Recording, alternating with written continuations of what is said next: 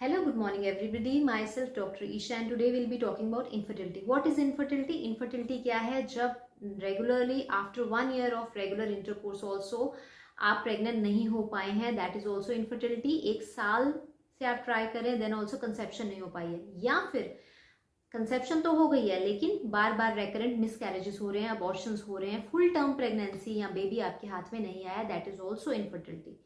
Infertility के क्या कारण है वो बहुत ज़्यादा इंपॉर्टेंट है, बिकॉज अनटिल एंड अनलेस हम आपकी इनफर्टिलिटी का कारण को जानेंगे उसको ट्रीटमेंट करना नेक्स्ट टू इम्पॉसिबल है. और मैं चाहती हूँ कि मेरे जितने भी व्यूअर्स हैं, बिकॉज बहुत सारे ऐसे पेशेंट्स हमें अप्रोच करते हैं जिनके पास बहुत बड़ी बड़ी फाइल्स तो होती हैं जिसमें हर तरह के इन्वेस्टिगेशंस होते हैं, 7-7 8-8 साल उनकी मैरिज को हो गए हैं लेकिन प्रेगनेंसी नहीं हो पाई, या फिर बार बार 5-6 मिसकैरेजेस हो रहे हैं लेकिन आज तक उनको यही नहीं मालूम है कि क्या कारण था मेरे मिसकैरेजेस का या क्या कारण है जो मुझे प्रेगनेंसी नहीं हो पा रही है. तो मैं उन सब के लिए वीडियो लाई हूँ, आप इसको ध्यान से सुनिए. इनफर्टिलिटी के कारण क्या है? फर्स्ट एंड फॉरमोस्ट 2 तरह के कारण है मेनली, या तो स्ट्रक्चर में प्रॉब्लम है या तो फंक्शन में प्रॉब्लम है. स्ट्रक्चर में प्रॉब्लम में क्या है, एक अल्ट्रासाउंड कराओगे पता लग जाएगा. क्या यूट्रस, कई बार यूट्रस का साइज छोटा है, वो प्लास्टिक यूट्रस है, या ओवरीज का साइज छोटा है, वो बचपन से ही है. उन केसेस में बहुत ऐसे हर्ब्स आते हैं जहां से कुछ हद तक वो साइजेस को बढ़ाया जा सकता है. सेकेंडली, ट्यूब्स जो कि कनेक्ट करती हैं ओवरीज और यूट्रस को दोनों साइड से, उसमें पानी भर गया है, हाइड्रोसाल्पिंग्स हो गया है, या ट्यूबल ब्लॉकेज हो गई है, तो ये भी स्ट्रक्चर की प्रॉब्लम है. या फिर जो यूट्रस का एंडोमेट्रियम इंटरनल लाइनिंग है जिसको कि हम फीटस का बेड बोलते हैं, बच्चा जिसमें इम्प्लांट हो जाता है, उसका साइज या तो बड़ा है या एंडोमेट्रियल हाइपरप्लेजिया, या फिर 8 से 10 mm जो है एग्जैक्ट साइज अच्छा माना जाता है. Along with that quality of endometrium also matters. या फिर उसका साइज जितना होना चाहिए उससे छोटा है, एंडोमेट्रियल हाइपोप्लेजिया 5 mm 6 mm, उस केस में भी आपकी प्रेगनेंसी नहीं हो पाएगी. Then comes cervix. सर्विक्स में कुछ सर्वाइकल इरोजन जैसे पिंपल्स हो जाते हैं, ऐसे इरोजन्स हो जाते हैं जिसके कारण स्पर्म पेनिट्रेट नहीं कर सकता. या फिर जो सिक्रीशंस हैं, सिक्रीशंस जो है अनहेल्दी सिक्रीशंस हैं, वेरी थिक सिक्रीशंस हैं, या कुछ डिस्चार्जेस आपके हैं इन्फेक्शियस हैं जिसके कारण स्पर्म जो है वो अंदर एंटर ही नहीं कर पा रहा है, जिसके कारण भी प्रेगनेंसी नहीं हो पाती. तो ये सब स्ट्रक्चर की प्रॉब्लम है. समटाइम्स क्या है, ओवरीज का साइज बड़ा हो रहा है और वो है पीसीओडी के कारण.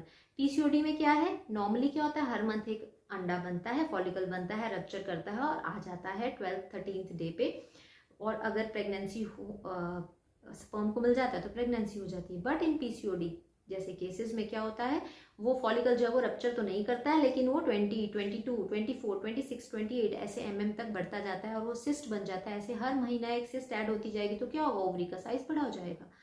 तो ओवरी का साइज बड़ा हो जाएगा. तो हमें कारण ढूंढना है कि इन सब में से क्या कारण है. कुछ केसेस में पॉलिप्स भी होते हैं, एंडोमेट्रियल पॉलिप्स होते हैं, वो भी हर्बल फॉर्मुलेशन स्पेसिफिक कॉम्बिनेशंस के साथ श्रिंक किए जा सकते हैं. कुछ केसेस में फाइब्रॉइड्स होते हैं. फाइब्रॉइड्स जो है कैविटी को फिल कर देते हैं, उसमें हम फाइब्रॉइड श्रिंकेज हर्ब्स देते हैं जिसके कारण फाइब्रॉइड जो श्रिंक कर जाते हैं एंड एक प्रॉपर स्पेस जो अवेलेबल हो जाती है बेबी के लिए. उन केसेस में बड़ा अच्छा रिस्पॉन्स जो मिल जाता है. इन केस ऑफ हाइपरप्लेजिया उस एंडोमेट्रियम को हम रिमूव करवा देते हैं एंड डिटॉक्सिफिकेशन के साथ वो थ्रू आउट ऑफ योर अपने आप से वो निकल जाता है आपके नेक्स्ट मंथली साइकिल के साथ.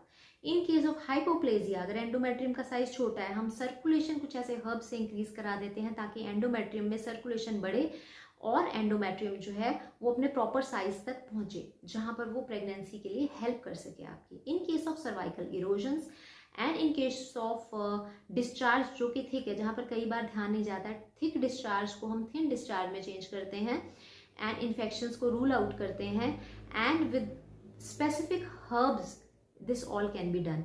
बट कारण पता करना पड़ेगा कि क्या वो फंगल इन्फेक्शन है, क्या वो बैक्टीरियल इन्फेक्शन है, क्या वो क्रॉनिक इन्फेक्शन है, या उस इन्फेक्शन का क्या कलर है, डिस्चार्ज का क्या कलर है.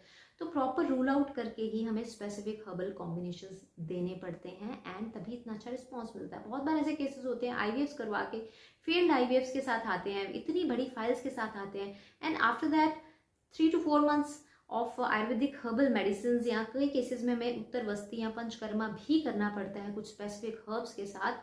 जहां पंचकर्मा उत्तरवस्ती में क्या होता है, हम मेडिसिन को वेजाइना के रूट से यूट्रस के अंदर डालते हैं जिसके साथ वो लोकली जाकर बहुत अच्छे इफेक्ट दे के जो भी प्रॉब्लम्स हैं उनको ट्रीट करता है. ये पॉलिप्स में भी हम करते हैं, बहुत अच्छा रोल प्ले करते हैं. फैलोपियन ट्यूबल ब्लॉकेज में उत्तरवस्ती जो है वो बहुत अच्छा रिस्पॉन्स केस दिखाती है, लेकिन कुछ केसेस में उत्तरवस्थी फैलोपियन ट्यूबल ब्लॉकेज में बिल्कुल नहीं देनी होती है, क्योंकि वो ऑपोजिट दोषास को कई बार एग्रेवेट भी कर देते हैं। तो हमें स्पेसिफिक पेशेंट को डिसाइड करना पड़ता है एडहेजन्स को देके। कई बार एडहेजन्स होती है, उन केसेस में हम अलग तरह से ट्रीट करते हैं। तो कहने का मतलब सिर्फ ये है, हमें कॉज के अकॉर्डिंगली ही ट्रीटमेंट करनी है। एंड एक और चीज़, बहुत बार हमारे पास पेशेंट्स ऐसे अप्रोच करते हैं, 10 साल हो गए मैरिज को, हमारा सब कुछ ठीक है, ओवरीज ठीक है, एंडोमेट्रियम ठीक है, सब कुछ ठीक है, स्पर्म काउंट ठीक है, और हमें अनएक्सप्लेन्ड इनफर्टिलिटी की कैटेगरी में डाल दिया, आज तक नहीं पता लगा है कि प्रेगनेंसी क्यों नहीं हो रही है, लेकिन प्रेगनेंसी नहीं हो रही है।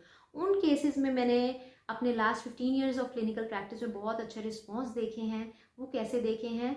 दोषास के अकॉर्डिंगली उनको ट्रीट करके। यूट्रस में जब भी पित्त दोष बढ़ेगा, पित्त दोष के बढ़ने से आप इसको मान लीजिए, जैसे सिंपल लैंग्वेज में हीट इंक्रीज कर दी, heat common layman, heat increase हो जाएगी यूट्रस के एनवायरनमेंट में। अगर एनवायरनमेंट में हीट इंक्रीज है, स्पर्म वहाँ पर नहीं रह पाएगा। स्पर्म को थोड़ा सा टेम्परेचर लोअर में ही सर्वाइव कर पाता है, 2 डिग्री सेल्सियस लोअर टेम्परेचर में वो सर्वाइव कर पाता है।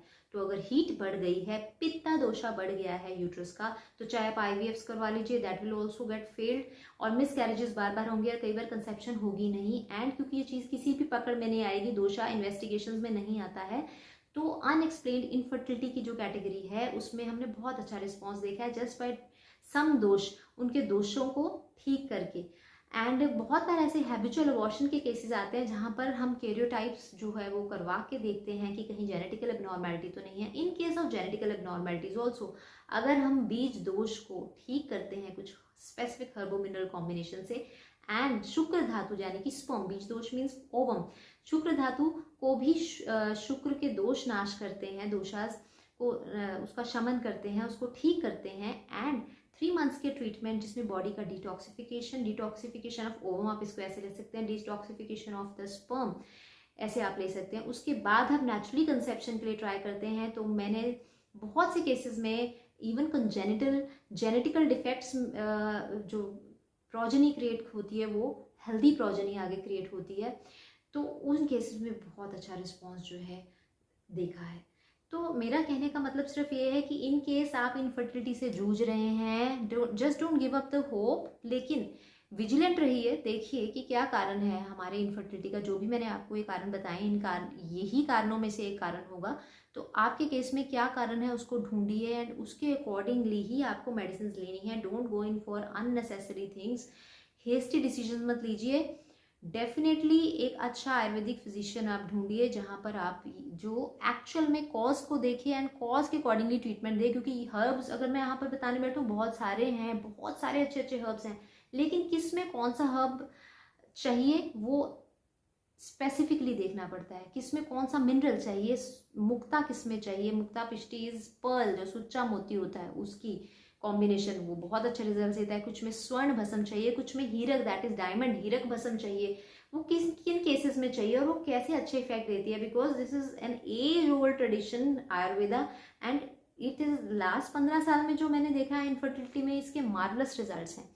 तो कोई क्वेश्चन, डाउट्स एंड क्वेरीज है आप जरूर पूछ सकते हैं, बट ट्रीटमेंट जब भी आप करवा रहे हैं अपने इनफर्टिलिटी का, विद योर आइज ओपन, कारण ढूंढिए। मिसकैरेजेस हो रहे हैं, कारण ढूंढिए, कारण क्या है मिसकैरेजेस का, कुछ तो रीजन होगा, उस कारण को आइडेंटिफाई करके उसी को ट्रीट करना है। अननेसेसरी मेडिकेशन से अपनी बॉडी को भी आपको डिस्टर्ब या डिस्ट्रॉय नहीं करना है। एंड बहुत से केसेस में अगर मैरिज को आपका जस्ट 1.5 ईयर्स भी हुआ है, तो आप डाइट लाइफस्टाइल मॉडिफिकेशंस के साथ एंड योगा प्राणायाम के साथ इसको बिल्कुल ठीक कर सकते हैं। आपको किसी भी मेडिसिन की कोई नीड नहीं होती है।